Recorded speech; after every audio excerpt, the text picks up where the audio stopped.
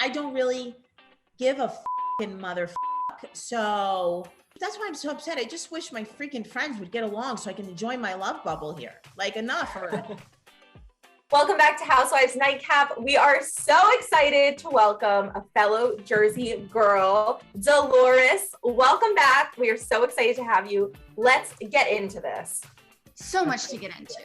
Dolores, but first off, before we get into things, like, Emily, I just need to point out, Dolores, you're looking great.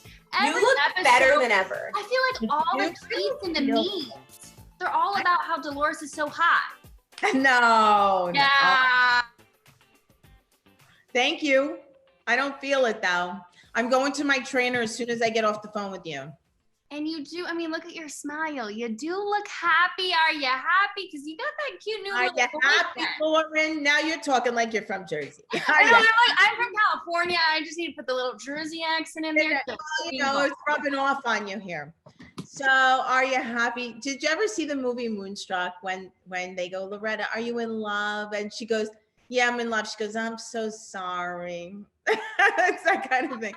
I'm sorry. Like, in other words, old school Italian mom is don't be in love, you know? But anyway, am I happy? Yes, I am. I'm very happy. Stressed out. Listen, the reunion's coming up. My very close friends are fighting with each other. It's not always easy. You know, it's never easy. Sometimes it's worse than others, I should say. This has been a rough go. Well, you just brought up the reunion. I think last week Andy said to Margaret that you guys might need security this time around. You really think so? Yeah. You get that gut feeling, that intuition, that gut feeling that things could get ugly. So yeah. My favorite thing, Dolores, is anytime it starts to get ugly, whenever the camera pans to your face, you always make this face like you knew it was coming. Like you're always like, oh my God. Like, yeah. So yeah, like I can honestly say that it would probably be good for extra security. Sure. Emotions are high. The first thing I ever learned in therapy, and I'm not a therapy girl, although I probably should be. But when I was going through my divorce, I went to one, and it was actually a child therapist because I didn't even know. I knew somebody from high school, whatever. So right. And the first thing that I learned that I never forgot, if anything I brought with me from that time, was emotions do not travel in rational channels. And it is a very emotional time for the whole world. I mean, look at last night, what happened, that was an emotional outburst as far as I'm concerned. So it's just an emotional time, and it's probably better to be safe than sorry. Who do you think is going to be the one, if you need security, who do you think's going to be needs it? You know what? You can never tell. I do not underestimate what anyone has in them. I learned that growing up. We just have so many things to talk about. Everyone went into a frenzy on social media when you posted that lunch pic with Caroline the other day. So you got to tell us what you guys were talking about. I don't know. We were all freaking out. Like we were in LA together. We filmed something. TBD. What do you say? To be determined. Yeah. Anyway, we filmed a show that should be coming out, and you're gonna a familiar host who's amazing. Love him, from Talk Soup. I'm not gonna say his name. I mean, yeah, I think it's a secret, so I can't tell too much. But so we traveled together. It's been a long time since we got to travel together, and we filmed together, and it was funny, and it was like picking up just like old times. Caroline's wonderful. Everybody loves her on the set.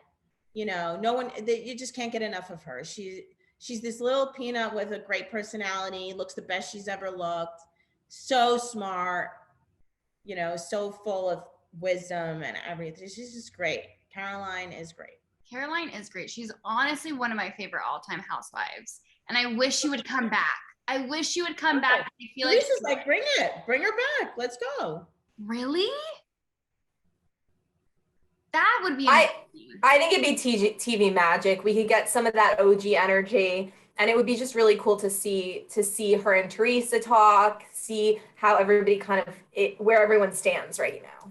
Yeah. Dolores, you need to make it happen. You need to be the one to convince everyone. You're always the piece. You're always the one that brings people together. I know. I know. That would be my biggest challenge yet. And you do speak Teresa. I do. But that would be my biggest challenge yet, I think. We talked a little bit about your love life. We're watching you end things with David and go through that process right now, while he's also helping your mom through, this health scare she's having. What has it been like for you to watch this back? So what's it like for me watching this breakup and what my mom went through back, like reliving it? It's not an easy thing to watch. When you move on from something in your life, my mother getting better and the breakup with David, when you move on from it, you move on from it, but now you have to watch it. And it's not, and I'm in a relationship now, and it's kind of like, an awkward thing, kind of, Dolores, you're always doing so much philanthropy. It's like unbelievable that you contribute so much. But is this how you met the new guy? Is he into that? Like, how'd you meet him? So we met through a mutual friend, Vanessa. She's a decorator of EDA Designs. She goes under, she was going to be a housewife, but then she decided not to. But so when I was living at the townhouse, which was the best times of my life, and David and I had broken up, and I was just kind of living my life for the first time. I had my own place. I've never had my own place before. Yeah. So it was beautiful. And the Alexa was like a swank place to live. And she's like, oh, you should meet my friend. You and David broke up. And I'm like, okay. She's like, he's really cool. I'm like, well, I'm not that cool. Are you sure about this? And he's cool. He's a great guy. He's so much fun. Will he be your... Go ahead, Laura. Sorry. No, you were actually about to say that. I was going to say, will he be your date at Teresa's wedding? Oh, well, hopefully he would be. But like I drink Gentleman Jack now. No one's ever seen me drunk, right? You guys? No, you're never drunk. Oh. Right. Gentleman Jack. And, I mean, it's just fun. I feel like you're living like, I don't know, you're living like, because you had babies young. You were with Frank really young. You're kind of living that life that you didn't really get to have. Yeah, like, so in December, he's like, yeah, I want to go away. I want to be on an island by Sunday. What are you doing? I'm like, nothing. He's like, let's go pack. Just, you need anything? What do you want? See me in an hour, and books the tickets, and we're out.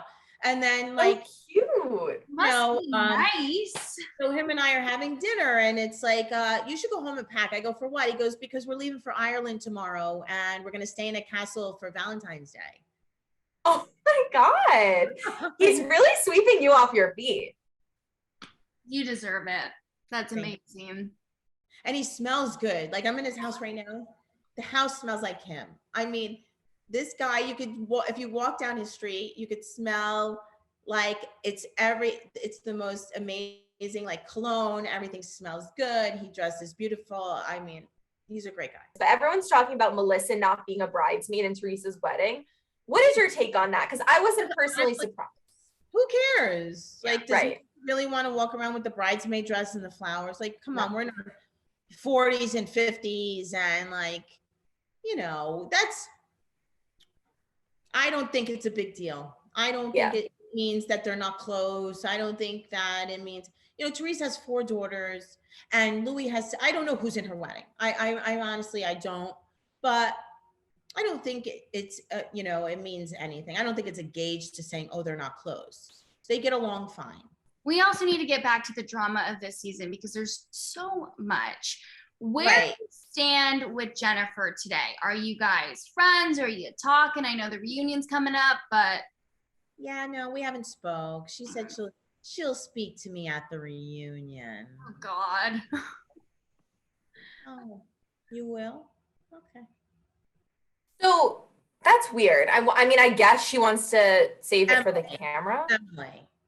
Right? Save it for the camera, fine. But have your piece with me and say it to my face before we get, like, what even is that? What I'm not understanding it. I was upset by it. Like, I'm like, what are you talking about? But I don't really give a fucking mother stuck. So Right. that's really too bad, Jennifer. Whenever you would like to tell me why you don't think I'm not your friend when I've stuck up for you in every episode, even when you weren't defendable. Have I not? Yes, and that's what I don't get it, because we actually had Jennifer on a couple weeks ago, and she's just like, I don't think Dolores is my friend. And both Emily and I were like, wait, this episode she was just defending you. I mean, would a friend do that? I have to actually apologize to people for how much I offended her, I think. I mean, Right. how much I defended her. I have to apologize to people. So what do you think her problem is then? What's her problem with you? No one has a clue. No one, because you know why? If there was really a problem, she should have confronted me, right? Right. Why, if it's not for attention, do you have to wait to tell me at the reunion? I said it will make for good TV for Well, if that's what it's for, then that's what it'll be for. But then know that I will be a different person to you now for the rest of your life. Dolores, what can you tell us we can expect next week? Is the softball game in next week? So the softball game is one of the best days of my life. I was so happy. I was so proud of everybody that came out there to support Maimonides Hospital. Maimonides has been open over 100 years, 7 days a week, 24 hours a day, and never turned away one person, whether they have money or not.